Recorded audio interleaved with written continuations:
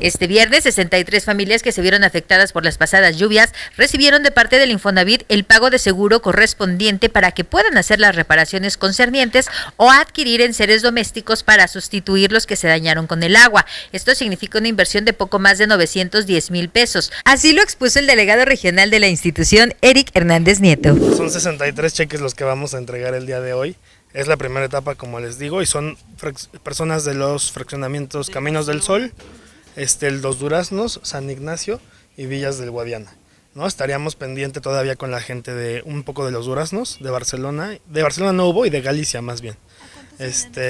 En los apoyos que entregamos hoy, los 63 tienen un promedio de 15,000 pesos el cheque y van a ser 910,000 pesos el total de que se va a entregar hoy, ¿no?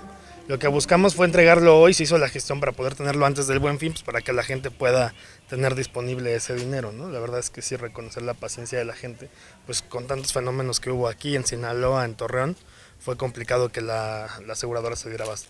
A 63 familias, tal cual, ¿no? O sea, estamos hablando cerca de unos 200 personas. Sí, va a haber una segunda etapa, estamos esperando, ya tenemos las órdenes de cuáles son 47 cheques más. Van a dar cerca de 600,000 pesos más.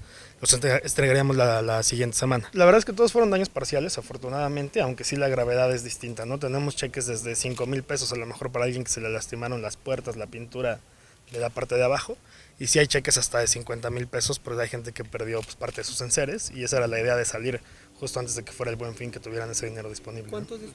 No hubo daños estructurales, ¿no? Eso es importante decirlo, no se registró ningún daño estructural porque la lluvia no subió más de 40, 50 centímetros en ninguno de los casos. Los cheques más altos es porque se dañaron los enseres de las personas, refrigerador, lavadoras y así, entonces esa parte también la cobra el seguro.